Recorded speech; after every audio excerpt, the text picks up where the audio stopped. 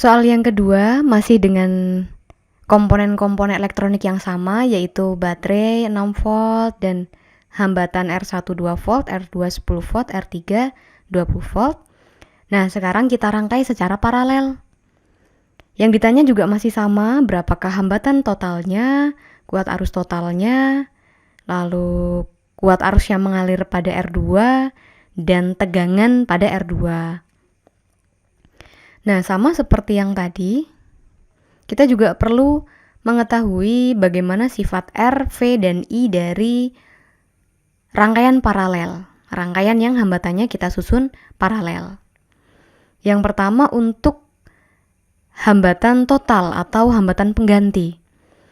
Ketika R kita susun sejajar atau paralel begini, maka hambatan totalnya akan menjadi semakin kecil. Kita bisa tuliskan R paralel ini sama dengan seper R1 ditambah seper R2 ditambah seper R3. Atau kadang kita lebih familiar dengan bentuk yang begini. Seper RP sama dengan seper R1 ditambah seper R2 ditambah seper R3. Oh, ini kita samakan RT aja ya, R total. Nah, gini ya. Nah, nanti jangan lupa, karena ini hasil akhirnya adalah seper, untuk menjadi R total, jangan lupa dibalik. Kemudian bagaimana dengan arus total dan arus cabangnya? Rangkaian paralel disebut juga sebagai rangkaian pembagi arus. Jadi, arus dari beda potensial ini ya, ini I totalnya ya, sampai di percabangan ini, I-nya akan kepecah, arusnya terpecah karena sungainya terbelah 3. Maka arusnya juga akan kebelah. Di sini adalah I1, yang ngalir ke sini I2, dan ini I3. Sehingga beda dengan seri ya, kalau seri di mana-mana sama karena dia nggak punya cabang. Tapi kalau di paralel, I-nya kepecah atau I-nya terbagi, makanya namanya rangkaian pembagi arus. Sehingga secara matematis kita tulis I total itu sama dengan jumlahan dari semua I cabangnya. I1 tambah I2 tambah I3. Kemudian bagaimana dengan V-nya? Nah, di sini ternyata V dari cabang masing-masing hambatan ternyata sama besar dengan sumbernya. Karena cabang ini berhubungan langsung dengan sumber. Jadi, V di sini langsung ya, seperti V sumber. V di sini sama dengan V sumber, dan V di sini juga sama dengan V sumber. Sehingga kita bisa tuliskan V total itu akan sama dengan V1, akan sama dengan V2, akan sama dengan V3.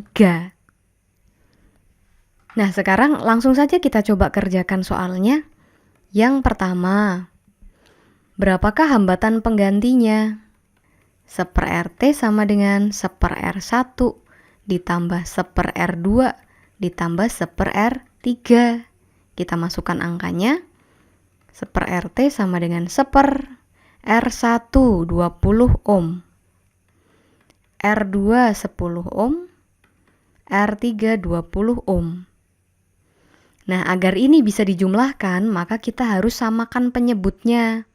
20, 10, 20. Kita buat penyebutnya jadi 20. Ini 20 untuk menjadi 20, tetap ya. Ini penyebutnya 10 untuk menjadi 20, berarti kalikan 2. Berarti yang atas juga kita kalikan 2. Ini sudah 20, maka tetap 1. Sehingga 1 tambah 2 tambah 1 sama dengan 4/20. Nah, lagi-lagi jangan lupa ini adalah seper RT sama dengan 4/20. Jangan lupa kita balik. RT sama dengan, kita balik ya, 20/4. Maka RT sama dengan 5 ohm. Nah, kecil sekali ya. Tadinya 10-20, ternyata setelah ditotal secara paralel hanya 5 ohm. Kemudian yang kedua, berapakah kuat arus totalnya? Sama, kita masih menggunakan hukum ohm, di mana I sama dengan V per R. Karena I total, maka V total per R total. V totalnya 6 volt, R totalnya 5 ohm tadi ya, 5 ohm. Sehingga arusnya adalah 6 per 5 ampere. Atau kita buat dalam desimal 1,2 ampere. 1,2 ampere. Nah, di sini 1,2 ampere. Kemudian ketika dia ke percabangan akan kepecah jadi 3 ya. Tetapi tidak sama besar, tapi tergantung dari hambatannya. Contoh, soal ketiga, berapakah kuat arus yang mengalir pada hambatan kedua, pada yang tengah ini? Kuat arus yang mengalir pada R2, berarti I2 ya. Seperti yang kita tahu, I-nya tidak sama di semua cabang, maka kita gunakan hukum ohm. I2 adalah V per R. Tentu saja V-nya V2, R-nya R2. Dengan pemahaman tadi, bahwa tegangan paralel itu di mana-mana sama, sehingga kita bisa gunakan VT sebagai V2. Maka sama dengan VT per R2 ya, sama kan?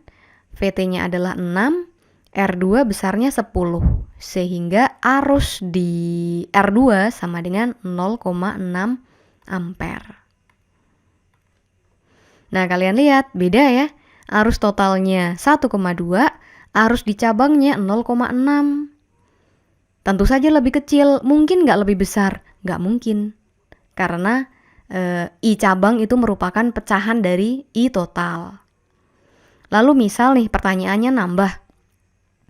Berarti I di 20 dan I di 20 yang R3 ini berapa? Dengan cara mudah, kamu bisa kira-kira juga sih. Ini kan 1,2 nih. 1,2 dikurangi yang ngalir ke I2 sama dengan 0,6. 1,2 dikurangi 0,6 sisanya adalah 0,6 ampere kan? Nah, ternyata 0,6 ini ngalir ke I1 dan ngalir ke I3. Kebetulan R-nya kan sama nih, sama-sama 20, berarti kan sama kuat. Otomatis kita bisa langsung simpulkan I yang ngalir di I1 dan ngalir di I3 adalah 0,6 dibagi rata. Maka kita bisa katakan ini adalah 0,3 dan yang di sini I-nya juga 0,3. Atau selain pakai cara logika, kalian juga bisa menggunakan hukum ohm tadi.